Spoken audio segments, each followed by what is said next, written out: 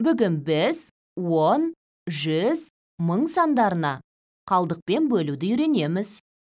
Бірінші мысалды қарастырайық. 48 саны 10-ға қалдықсыз бөлінбейді. Бөліндіден 10-ға бөлінетін 48-ге дейінгі ең үлкен санды белгілейміз. Бұл 40. Ендеше 40-ты 10-ға бөлсе, тең болады 4. Қалдықты табамыз. 48 азайту 40, тең болады 8.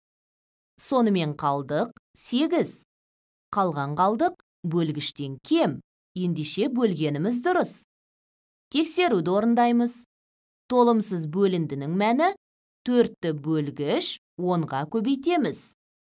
4 көбейту 10 тең болады 40. Қалдықты қосамыз.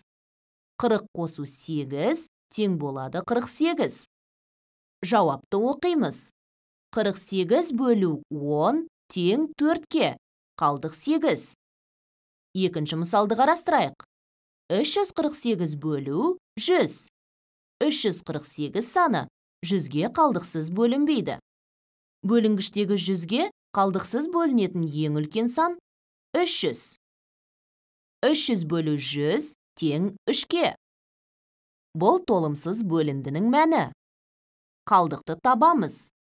348 азайту 300 тең болады 48. Қалдық 48. Қалдық бөлгіштен кем. Тексереміз. Толымсыз бөліндінің мәнін бөлгішке көбейтеміз. 3 көбейту 100 тең болады 300. 48 қалдықты қосамыз.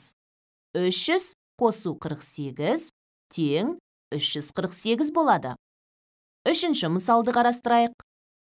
3785 бөлу 1000. 3785 саны 1000-ға қалдықсыз бөлінбейді. 1000-ға қалдықсыз бөлінетін бөлінгіштен кіші сан бұл 3000. 3000 бөлу 1000 тең 3-ке. Қалдықты табамыз. 3785 азайту 3000 тең 785-ке. Қалдық 785. Қалдық бөлгіштен кем.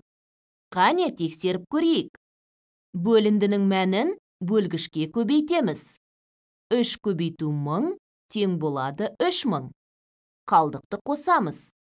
3000 қосу 785 тең 3785 болады.